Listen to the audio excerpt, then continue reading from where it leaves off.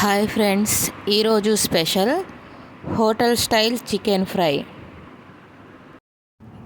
Fry చేసుకోవడానికి ముందుగా stove మీద ప్యాన్ పెట్టి అందులో కొంచెం ఆయిల్ వేసుకోవాలి.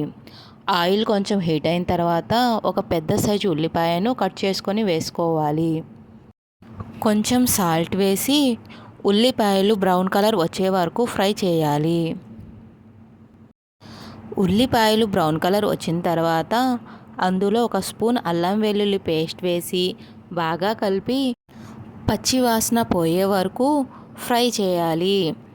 ఉల్లిపాయలు అల్లం వెల్లుల్లి పేస్ట్ బాగా ఫ్రై అయిన తర్వాత అందులో మనం ముందుగానే క్లీన్ చేసి పెట్టుకున్న 1/2 kg చికెన్ని వేసి బాగా కలపాలి.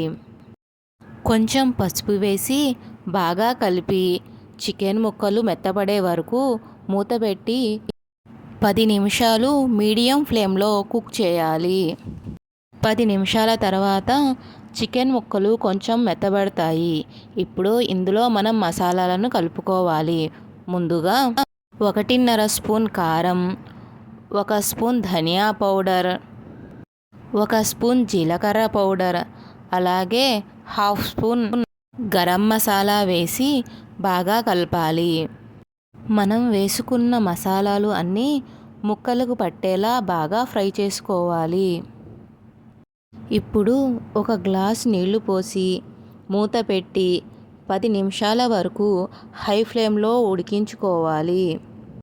చికెన్ ముక్కలు బాగా మెత్తగా ఉడికిపోయాయి. ఇప్పుడు ఇందులో 2 పచ్చిమిరపకాయలను సగానికి కోసి వేసుకోవాలి. అలాగే కొంచెం కరివేపాకు వేసి ఒక 5 నిమిషాల వరకు బాగా ఫ్రై చేయాలి. చివరిగా కొంచెం కొత్తిమీర వేసుకుంటే hotel style chicken fry ready.